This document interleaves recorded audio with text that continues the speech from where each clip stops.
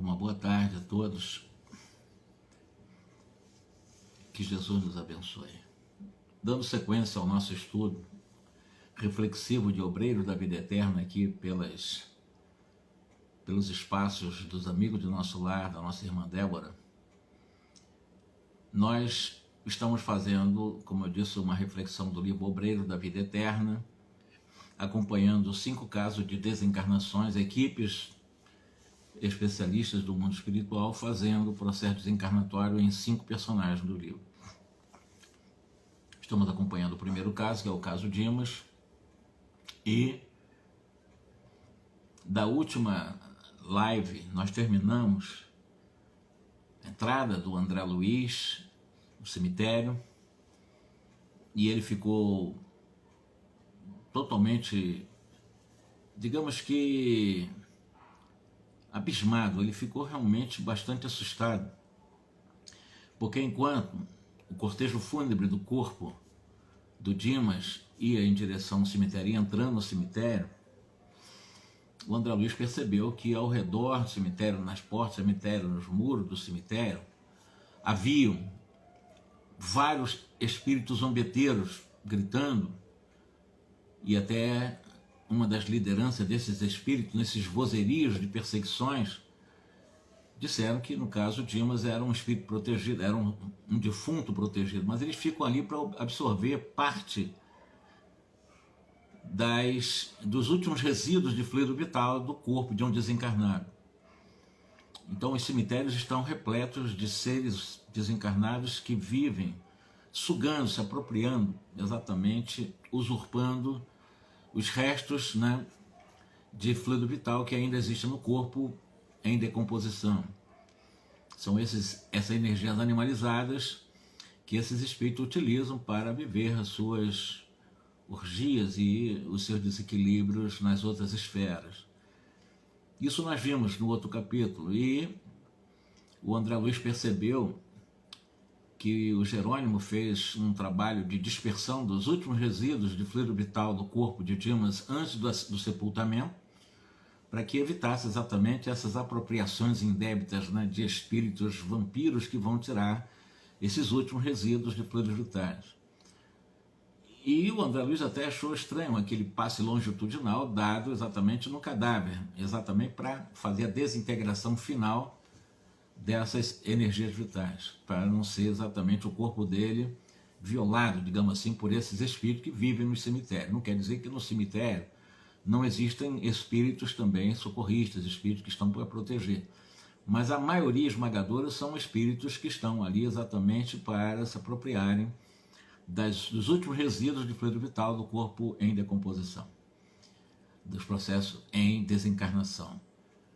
E o André Luiz percebeu que ao lado, próximo do túmulo de Dimas, estava uma senhora sentada no túmulo, e não tinha noção que tinha desencarnado, e ela estava num desespero muito grande. E ficamos sabendo na última live que ela foi uma mulher desequilibrada.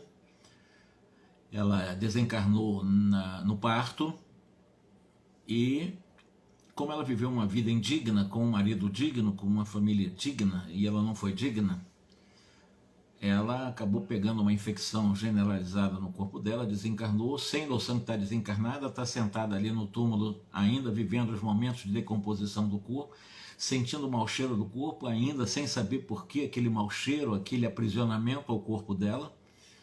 O André Luiz ficou sabendo parte da vida dela, conversando com ela, e foi aí que o André Luiz conheceu um desses protetores de cemitério, né, alguns espíritos ligados também aos processos de vigília do cemitério, no que eles podem socorrer. Essa senhora não foi socorrida por várias razões.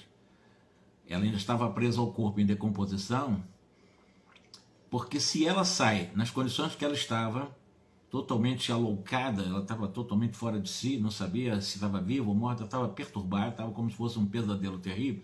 Se ela sai dessa prisão do corpo em decomposição no cemitério nesse momento e vai para a casa dela, ela pode afetar profundamente o filho recém-nascido e o próprio marido também, que ficou viúvo, porque as energias dela profundamente tóxicas, deletérias realmente. Então ela estava ali em processo de expurgação desse seu estado de energias mentais muito deletérias. E exatamente nesse momento é que eu vou fazer essa leitura para vocês. Por que o André lhes pergunta, mas por que vocês não tiram ela, socorrem ela para... Assim, mas se nós tirarmos ela agora, vai prejudicar a família dela encarnada, porque ela está totalmente em processo de desequilíbrio, emitindo energias mentais extremamente tóxicas, nocivas e venenosas. Aí o André diz, mas será que agora não chegou o momento, não será razoável cortar esse grilhão que prende ela ao corpo em decomposição? Foi a pergunta que o André Luiz fez a esses, né, vigilantes do cemitério, esses que trabalham como, né, com especialidade de socorrer no que podem ao desencarnar.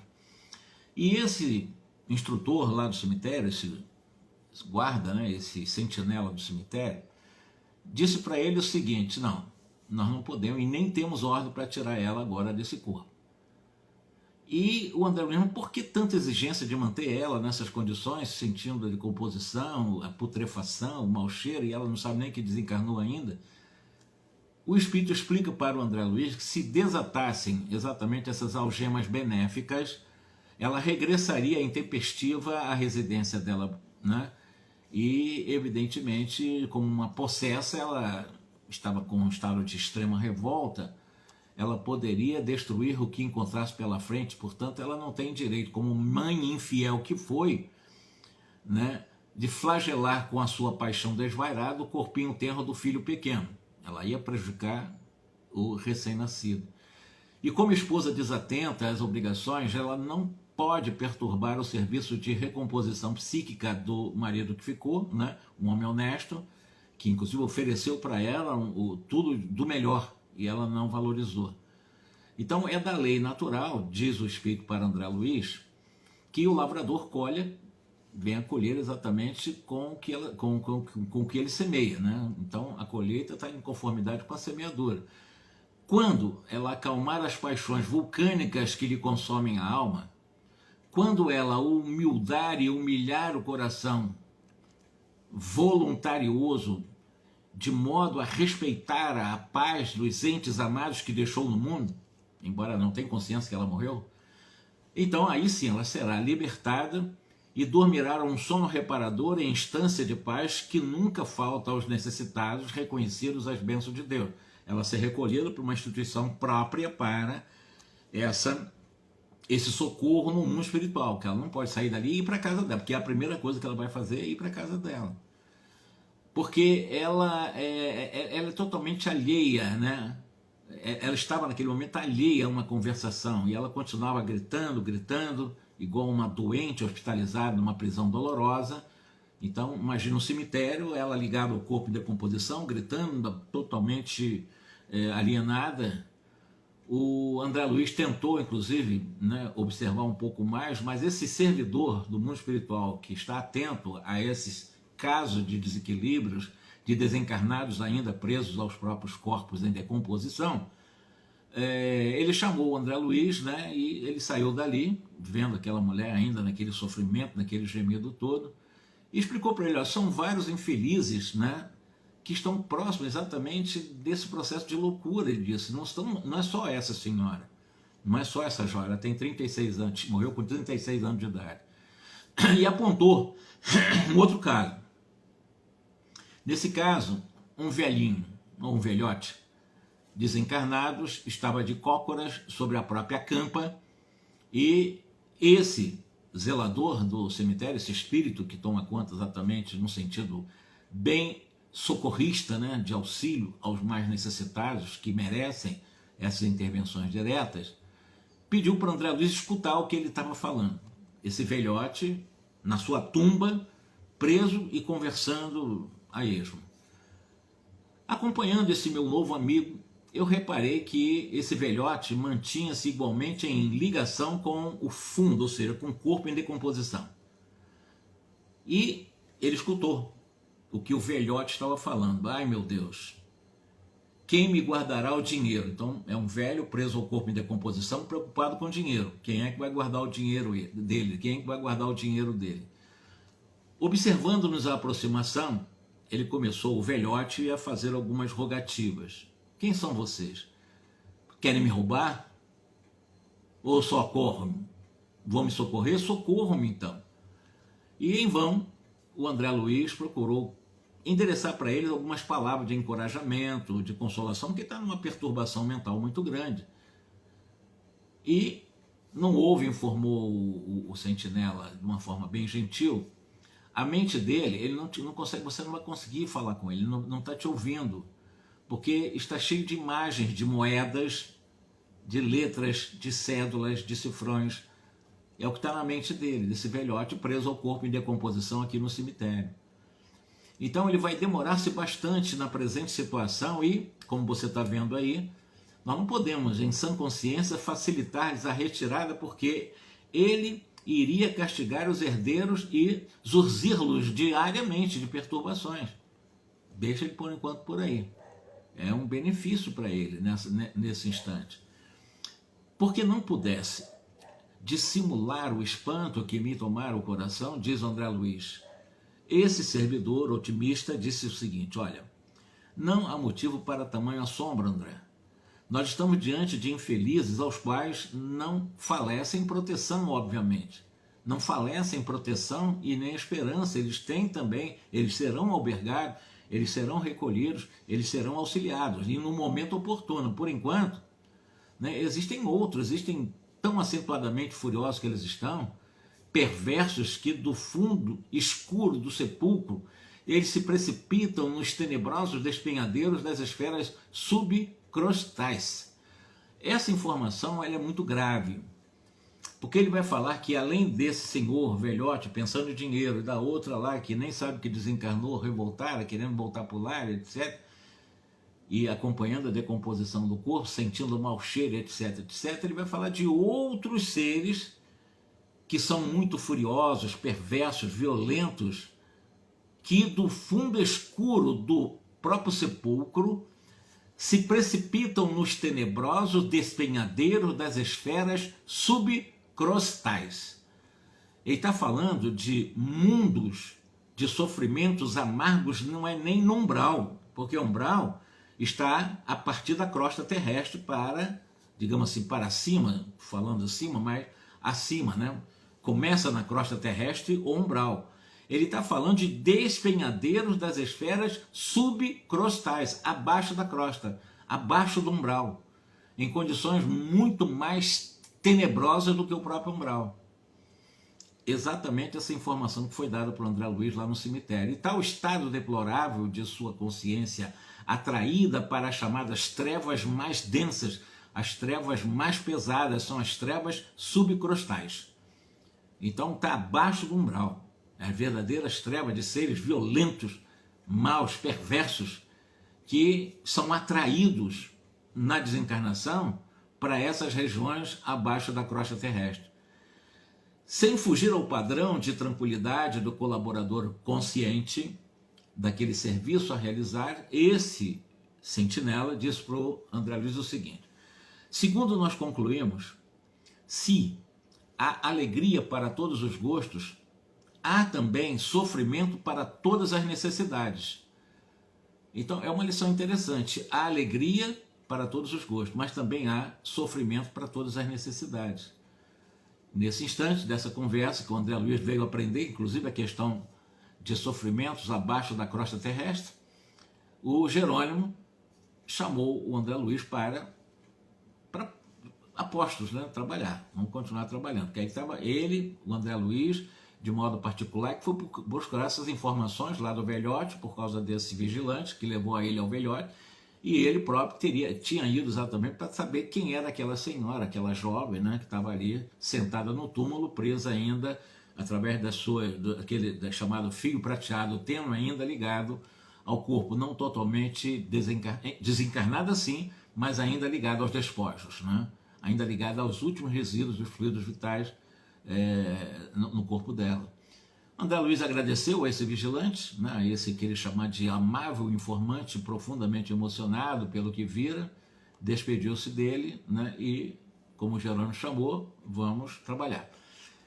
Esvaziara-se de companheiro encarnado a necrópole, os encarnados foram embora, e o próprio coveiro também foi embora, E foi comovente o adeus entre Dimas e a genitora, que prometeu visitá-lo sempre que possível.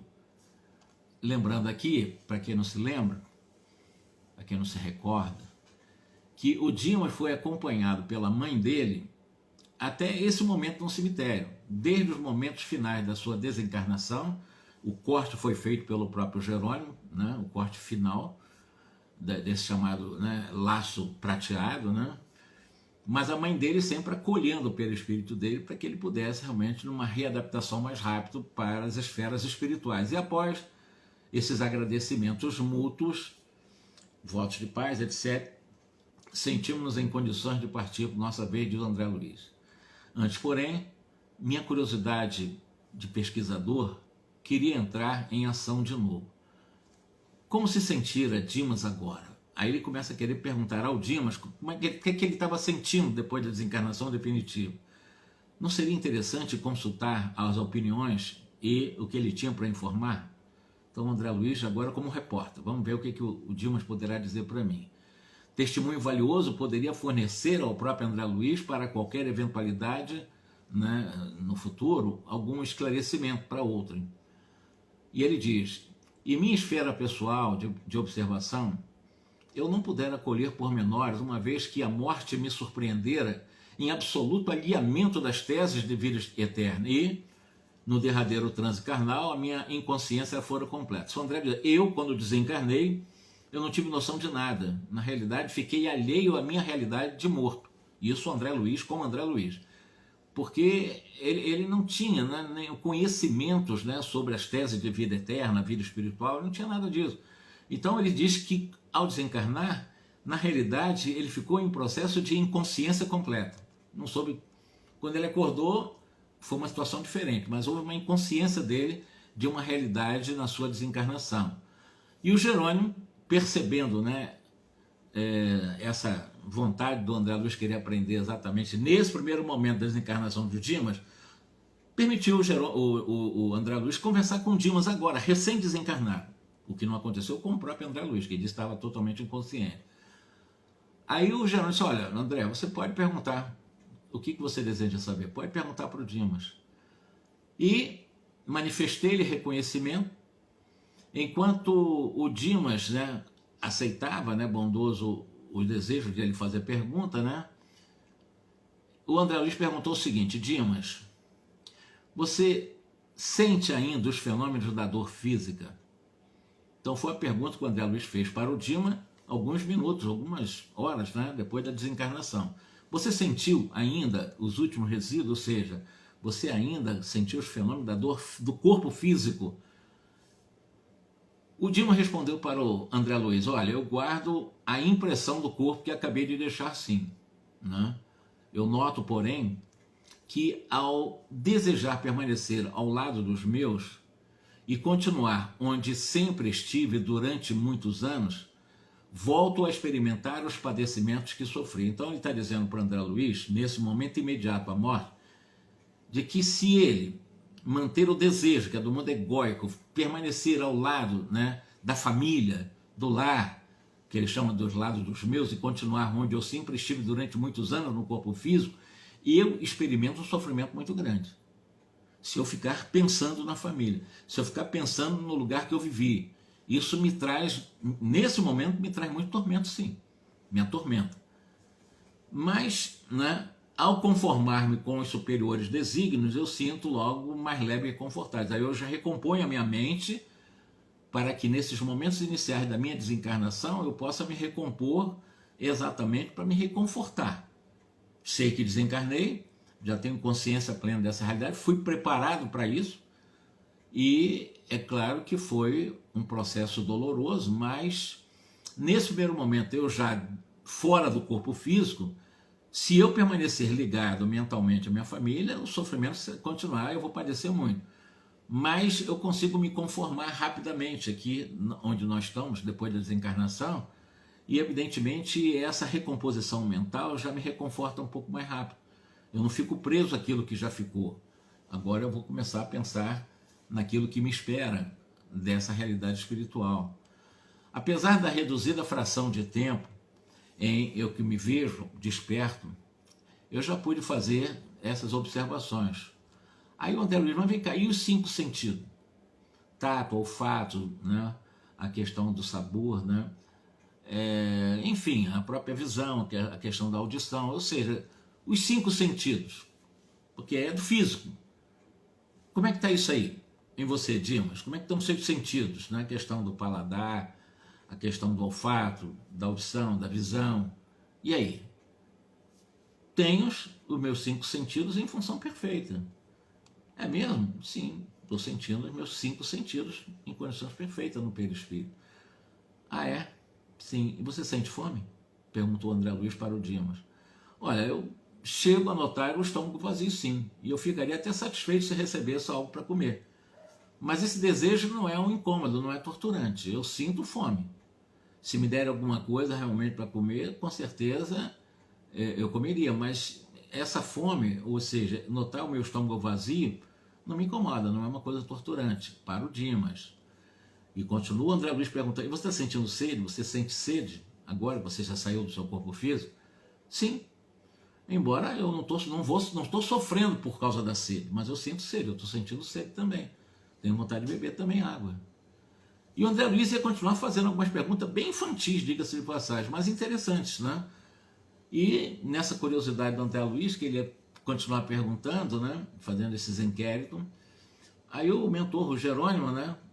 Acabou desarmando ele de várias outras perguntas, né? Suas pesquisas, dizendo o seguinte: André, você pode intensificar o relatório das impressões quando deseje. Quando deseje, claro. Interessado, eu sei, em colaborar com essas informações. A gente entende você. Porque na criação da técnica descritiva da morte, diz o Jerônimo André Luiz, certo, porém, de que não se verificam 2 desencarnações rigorosamente iguais. O que ele está dizendo, André Luiz? O que você for levar para as pessoas encarnadas através das informações que você está obtendo e agora, fazendo uma de repórter, perguntando ao Dimas recém-desencarnados sobre tudo isso que você está perguntando, eu quero dizer para vocês de que não existem 2 desencarnações rigorosamente iguais. As sensações, porque cada um tem o seu próprio mapa cognitivo, o seu próprio mundo mental, o próprio mapa mental. Então, o que o Dimas está sentindo logo após a morte não será o que o João, o Pedro, o Manuel vai sentir. Porque as desencarnações, elas não são iguais. Cada um tem a sua sensação própria, cada um tem a sua percepção própria.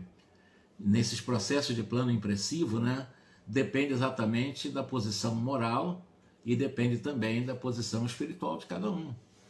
Então não servirá como parâmetro apenas as sensações do Dimas. Dimas é um entre milhões que desencarnam diariamente. É importante você pelo menos fazer, claro, é interessante levar essas informações curiosas, tem a sede, tem a fome, tem realmente ainda as dores físicas, da saudade da família no primeiro momento, tudo bem. Mas nem todos sentem isso da mesma forma que o Dimas. E a partir daí foi uma grande lição, considerando que, assim como não existem encarnação uma igual a outra, não existem desencarnações uma igual a outra. Tudo é uma coisa bem peculiar, bem especial e individual, né?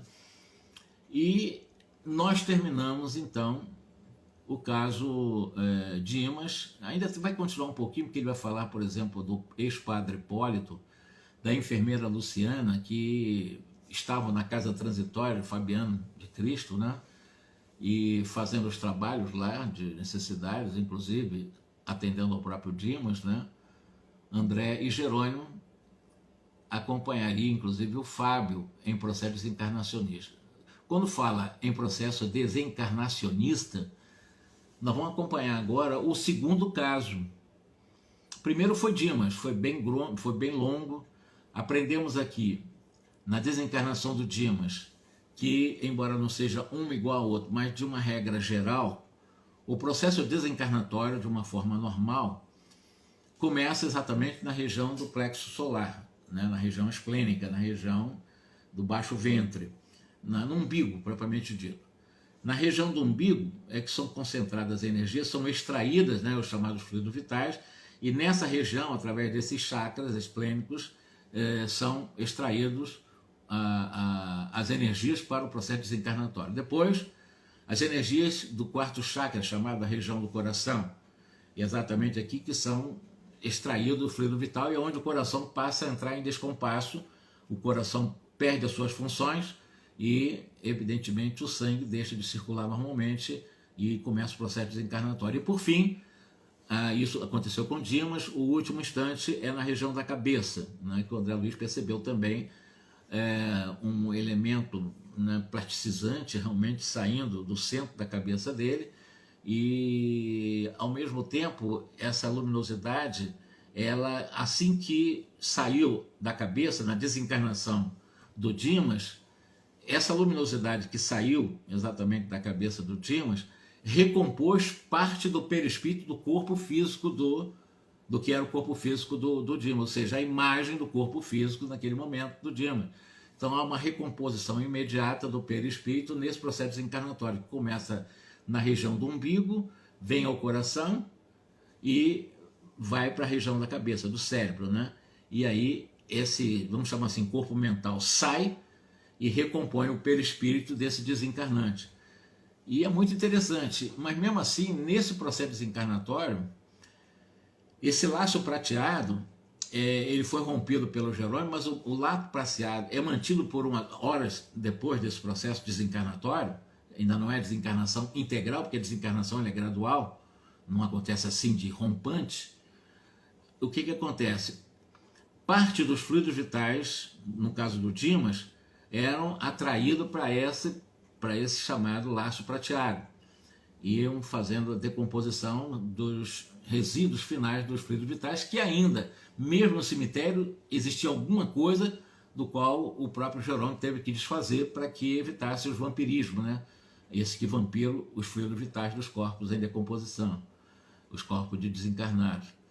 Isso nós aprendemos com Dimas. Agora nós vamos acompanhar exatamente esse processo desencarnacionista do Fábio.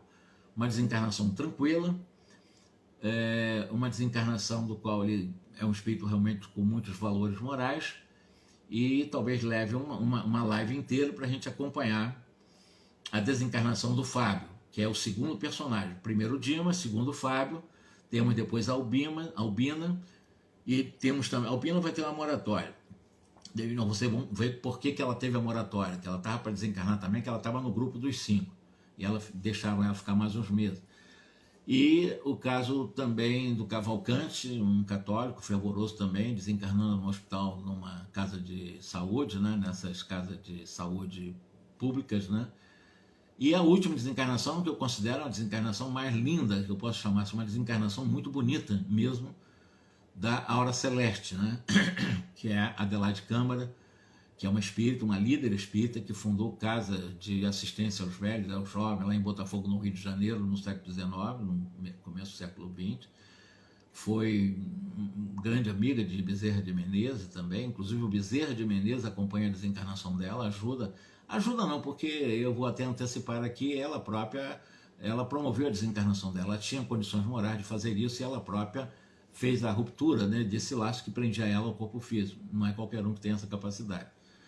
E acontece também, são 5 casos de desencarnação que nós vamos contar aqui. Contamos o Dimas, vamos contar também do Fábio na próxima live, depois chegaremos também para ver por que a Albina teve, qual foi a razão que levou a Albina a não desencarnar nesse momento, porque ela estava na lista da desencarnação, dos desencarnantes, ela estava nesse processo também desencarnacionista, mas houve um requerimento da espiritualidade para que deixasse mais algum tempo. E por que a espiritualidade concedeu essa moratória? É o que nós vamos também nas próximas lições analisar com vocês. E a desencarnação, como eu disse, talvez o do Cavalcante foi a mais difícil. A do Dimas não foi tão simples, mas foi fácil. Não foi tão simples, mas não foi tão complicado também. Mas a desencarnação do Cavalcante não foi simples não, foi muito dolorido, e vocês vão ver também nas próximas lives, né, para que nós possamos dar espaço para fazer a análise de cada desencarnação. Nós aprendemos também, a gente fala muito de reencarnação, que é o caso do Segismundo, que é o capítulo mais longo, né, que o André Luiz dá em Missionários da Luz, é o capítulo mais longo de toda a coleção de André Luiz, é a questão da reencarnação de Segismundo, que é muito detalhado ali. São 4 ou 5 capítulos, né? É a narrativa mais longa sobre o processo reencarnatório. Que Deus nos abençoe, então, e vamos ver na próxima live o processo desencarnacionista do Fábio, e se der tempo, talvez ainda da Albina, se der tempo. O Fábio talvez seja rápido, aí entraremos já na desencarnação, mas a moratória da Albina. Um grande abraço para todos, até a próxima terça-feira, se Deus quiser. Muita paz.